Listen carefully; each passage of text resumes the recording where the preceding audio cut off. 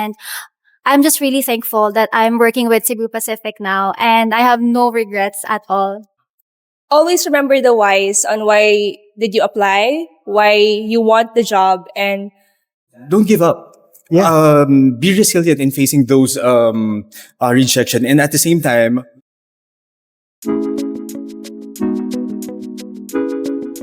Hi everyone, and today is International Flight Attendant Day. So happy International Flight Attendant Day sa inyo lahat. And of course, I'm here right now with flight attendants from Cebu Pacific because I know karamihan sa inyo mga cabin crew aspirants, you want to hear more on becoming a cabin crew, di ba? I mean, you guys were dati aspirants rin naman kayo. Yes, Di ba? po. Nandito kayo ngayon. So, siguro, I want to talk about how you became a cabin crew. So, first of all, yung recruitment, di ba? Ang hirap ng recruitment. I mean, nakapanood ako ng recruitment sa Clark.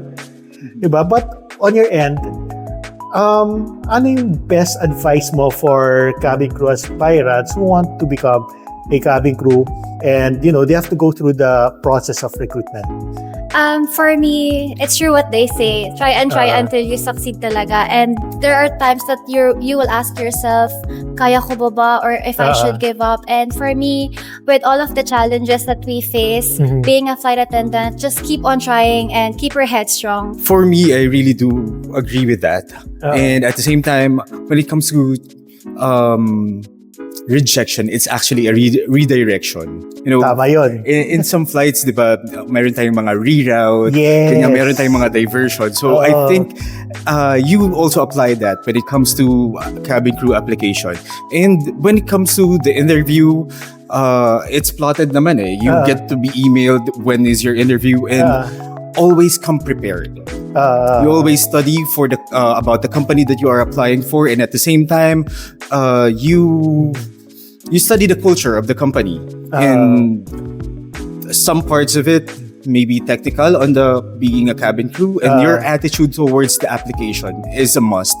Kay, di ba, you mentioned a while ago that you had one rejection. yes, I did. So, paano mo na overcome yun? I think that would be just having the courage to try again. It's very important for people to really just accept the rejection and then work on the things that you need to work on. Like for me, for example, it's the confidence, since I am a naturally introvert, so I need to be more confident and with the way I present myself during the interview, because it's very important that you present yourself very well in front of the interviewee because they will look into that. Pa, hindi naman halata sa'yo na introvert ka eh. Maybe it's because na bago ka dito. Yes, and Yes. I make sure that whenever I wear the yellow uniform, they get to see the fun and outgoing side of Kate. Yun. Yes. So, syempre, mahirap na yung recruitment. Pero mas mahirap ang training. I understand, right? I mean, I've sat inside a training ng Cebu Pacific, and pansin ko sobrang detailed. But kayo, what is the best way for future cabin crew or for future Cebu Pacific cabin crew to, you know, really ace the training? For me, how to ace the training, it's actually a day-to-day basis examination. So you have two lifelines and such up until the end of the course. So you only have two lifelines, and you really need to preserve that lifeline. No, for you to be able to do that, no, you need to pass all the exams every single day. Time management is a key. You have to have a lot of rest and an ample time for you to study. Para you always go to the training prepared when it comes to answering your exam. It's not as we say, a walk in the park. Totoo. It's not a piece of cake actually, because when you get to the flying part of it, and when you got released into the line, you become a safety custodian and ensuring that your guests have a comfortable experience in Yes. flight. So thus, the training is very rigorous. Always remember to have fun. Especially initial training is very heavy. And those people that you have training with, sila talaga yung makakasama mo with all of the hardship and the struggles while being on a training. Yes. So just have fun and make sure that you still have something left for yourself, makapag-aral. And when you feel like giving up, always look back on the reasons why you started in the first place. Thank Kasi you. pahirapan ng training, di ba? I mean, you have exams every day, 90%, di ba? Yes. And then kasabay nun, EP drills. EP drills, which is Grabe. more on the practical side. It's Oo. more of the application of the theories that you have studied. You Yeah. have been studying for months, if not months, maybe, if not weeks, months. So, yeah, that's it. So, syempre, after training, graduation na. Oh, saya, ganun. And then, syempre, we go now to flying. Kasi akala ng marami, after training is the hardest. Kumbaga, nag-peak ka sa training, and then biglang flying mo, they can relax. Ito na, kabig ko na ako. But it's actually harder, di ba? Bakit mas mahirap ang flying? Well, I think for me personally, because you get to fly with different types of people, and of course, as a newbie, you have to really take the initiative and reach out on how you will learn more. Because there's a lot of things that you still have to learn, because not everything can be learned in the four corners of the class, right? Yes. So it's very important that you have the right attitude. You maintain the right amount of assertiveness, but you have the kindness as well. And empathy with your co-crew and the passengers as well. All right. So to all those watching, I hope that you've learned how it is to become a cabin crew. So this is definitely not a walk in the park, as what you mentioned a while ago. So ngayon, I mean, you went through all the hardships. You're finding a cabin crew. Now, what are the benefits of becoming a cabin crew? So first of all, aside from free travels, kasi unang-una po, pasok free travels, ano pa yung naging benefits niyo dito? Like, yung personal benefits, does it hit your goals? Or yung growth niyo in the company? Besides Marry Me Fly Free. Besides Marry Me Fly Free, well, kidding aside, Yeah. when it comes to Cebu Pacific, they really offer a lot of career growth opportunities. No, as early as 6 months flying, you get to be a lead cabin crew domestic.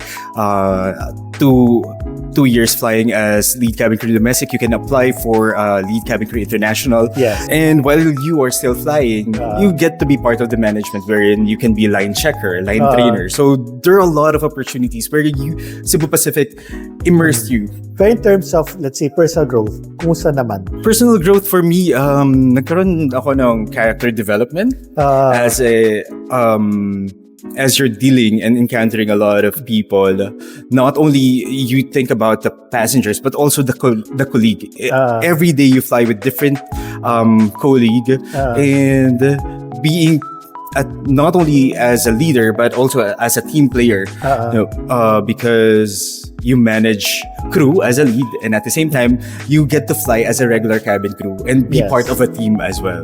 So basically more of a character development, not only being adaptable to the attitude of your kalipad, and being able to know and grasp where to step in case something happens. So that's it. So, if you're gonna listen to what they said a while ago, ang dami niyong matutunan being a cabin crew. And definitely, it's a long-term career. It is. Yes. I agree. It's just more of yung siguro yung personal goals mo na lang, yung mindset mo, yung how you approach this career. But definitely, kung gusto niyo dito, talaga you stay long in this career, especially for an airline that really helps you really reach those personal growth aside from yung benefits of free travels, marry me, fly for free, one of those things. Diba? So, ang ganda. I mean, it's a beautiful career that you guys should also check out. But of course, you should be wholehearted lagi, di ba? You should be wholehearted definitely. So anong tips and advice nyo for cabin crew aspirants who are now watching this video and who are saying, I should be in their spot one day. One day, susuotin ko na uniform nila. Pero one day, soon, manifest yan. Anong Tips and advice lang. Tips and advice for me. One of the company's core values is best of Filipino spirit, and one of that is resilience. So if you really want to become a cabin crew, and again, as I've mentioned earlier, rejection is basically a redirection. So don't give up. Yeah.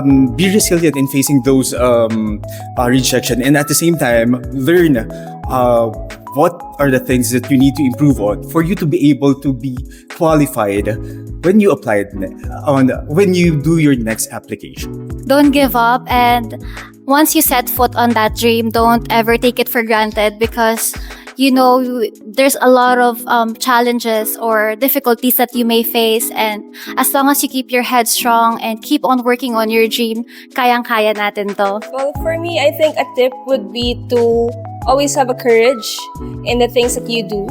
There will always be new things to learn and new challenges to face. So always remember your whys. Why do you want to be a cabin crew?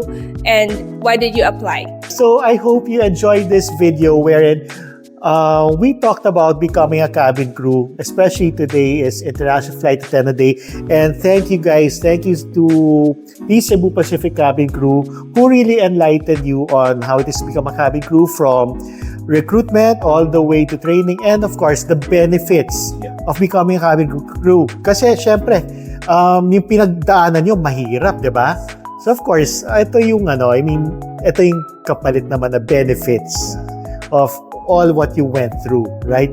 Thank you so much, Vina, Cairo, and Kay, for allowing me to interview you. And again, guys, happy International Flight Attendants Day to everyone out there, to all the cabin crew out there.